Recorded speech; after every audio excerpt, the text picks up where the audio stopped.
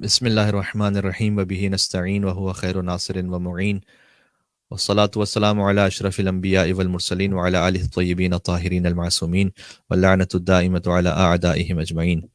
السلام علیکم ورحمۃ اللہ وبرکاتہ۔ مدرسۃ القائم کے حوالے سے خصوصی پیغام کے ساتھ آپ کی خدمت میں حاضر ہوا ہوں۔ قرآن کریم میں ارشاد اقدس الہی اقرأ بسم ربک الذی خلق۔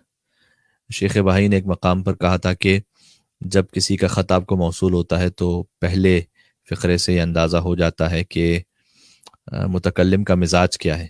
اللہ سبحانہ وتعالیٰ نے اپنی وحی کا آغاز فرمایا اقرأ بسم ربک الذی خلق، پڑھو اپنے رب کے نام سے، پڑھنے کا ذکر ہے، اور پڑھو رب کے نام سے جس نے تمہیں خلق کیا ہے۔ اور اس سورے کا اختتام آیے سجدہ پر ہے، لہٰذا فقط ترجمہ آپ کی خدمت میں پڑھوں گا کہ سجدہ کرو، رب سے قریب ہو جاؤ۔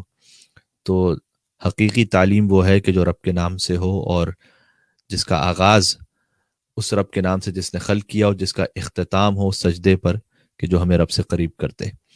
مدرسۃ القائم اس دور جدید میں ایک بہترین وہ مثال ہے کہ جس نے اس بات کو ثابت کیا کہ اگر مستقل مزاجی کے ساتھ کام کیا جائے تو اعتبار بھی حاصل ہوتا ہے مومنین کا، اور کہاں کہاں تک وہ اہل بیت اطہار علیہ السلام کا میسج پہنچانے میں کامیاب ہوئے، جہاں تک شاید نہ کسی مدرسے کی رسائی تھی، نہ کسی عالم کی رسائی تھی، اور ایک جدید طریقے سے مومنین تک دین محمد اور آل محمد علیہ السلام کو پہنچانے کے لیے کاوشیں انجام دی گئیں۔ اسی سلسلے کی ایک کڑی ہے ڈسٹنس لرننگ کے نام سے، جہاں آپ دور بیٹھ کر علوم آل محمد کو سیکھ سکتے ہیں، علوم قرآن و علوم اہل بیت اطہار علیہ السلام کو۔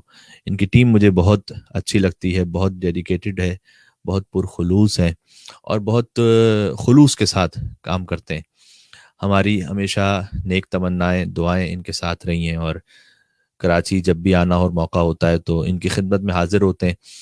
ہماری آپ سے ریکویسٹ یہ ہے کہ اب حجت تمام ہوتی چلی جا رہی ہے، اس لیے کہ کوئی عذر باقی نہیں رہ گیا کہ میں تعلیم کیسے حاصل کروں۔ آپ دنیا کے کسی بھی کونے میں ہیں، مدرسۃ القائم نے ایک سسٹم شروع کیا ہے کہ آپ دور بیٹھے بیٹھے ان کے مدرسے کا ایک حصہ بن سکتے ہیں، ایگزام دیجئے، اور اس کے بعد جو سند ہے وہ ان کی جانب سے آپ کو ملے گی۔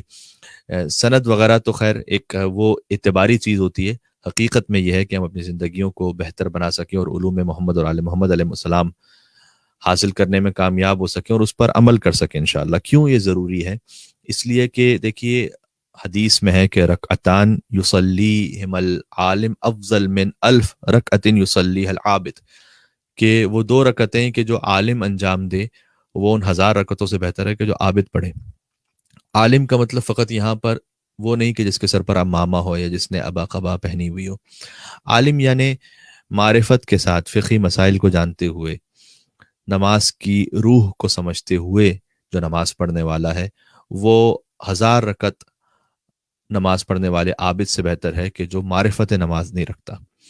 تو عمل کے وزن کا تعلق فقط اس کی کثرت سے نہیں ہوتا بلکہ اس کی کیفیت سے ہوتا ہے۔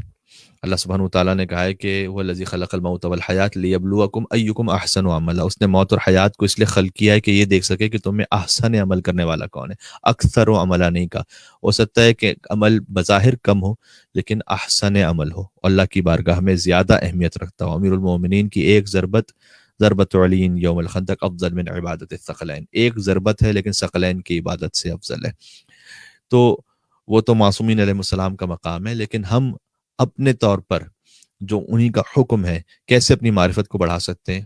پہلا اس کا زینہ ہے کہ اپنے علم کو بڑھائیے، اور اس کے لیے بہترین پلیٹ فارم مدرسۃ القائم فراہم کرتا ہے۔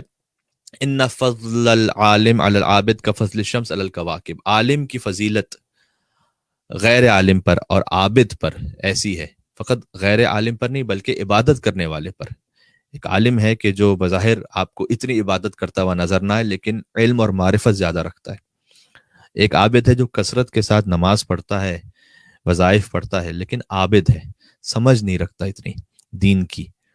تو عالم کی فضیلت عابد پر ویسی ہے کہ جیسے سورج کی فضیلت ہوتی ہے ستاروں پر۔ یہ حدیث ہے سرکار ختمی مرتبہ احمد مصطفیٰ محمد مصطفیٰ صلی اللہ علیہ وآلہ وسلم میں جو عرض کر رہا ہوں، اللہم صلی علی محمد وآل محمد۔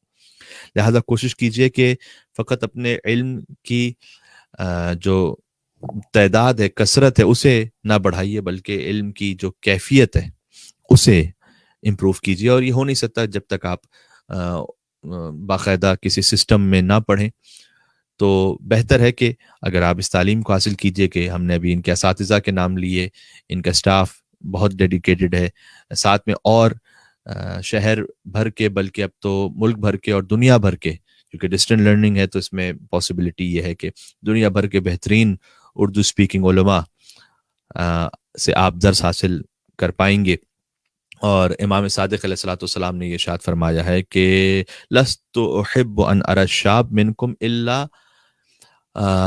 غادین فی حالین، کہ امام نے فرمایا کہ میں پسند کرتا ہوں سب سے زیادہ جوان کے بارے میں، کیونکہ سوشل میڈیا کا زیادہ تر استعمال جوان کرتے ہیں، لہٰذا ہم حدیث سنا رہے ہیں آپ کی خدمت میں کہ میں پسند کرتا ہوں ایک جوان کے بارے میں سب سے زیادہ شے کیا پسند کرتا ہوں کہ وہ دو حالتوں میں سے کسی ایک حالت میں ہو، اما عالمن او متعلمن، یا وہ خود عالم ہو یا علم سیکھنے والا ہو.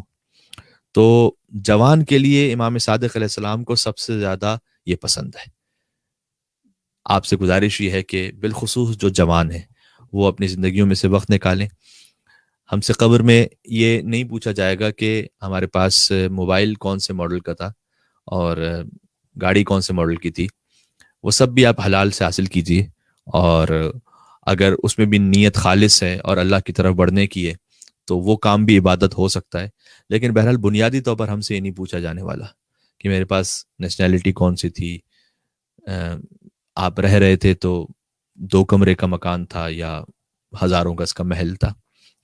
لیکن یہ ضرور پوچھا جائے گا کہ دین محمد اور آل محمد علیہ السلام کو سیکھنے کی کتنی کوشش کی تھی، اور جب سیکھ لیا تھا تو پھر اس پر عمل کتنا کیا تھا. لہذا جو قبر کا بنیادی ترین سوال ہے اس کا جواب یہ ڈسٹنس لرننگ دے رہی ہے آپ کو.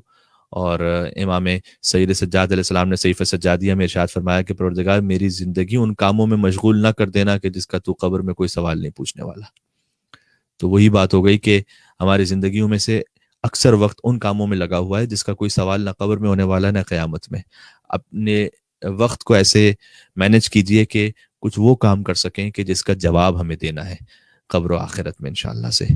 اللہ سبحانہ و تعالی ہمیں دین محمد اور آل محمد علیہ السلام کے معارف سیکھنے کی توفیق عنایت فرمائے اور اس پر عمل کرنے کی سعادت عطا فرمائے. والسلام علیکم ورحمۃ اللہ وبرکاتہ.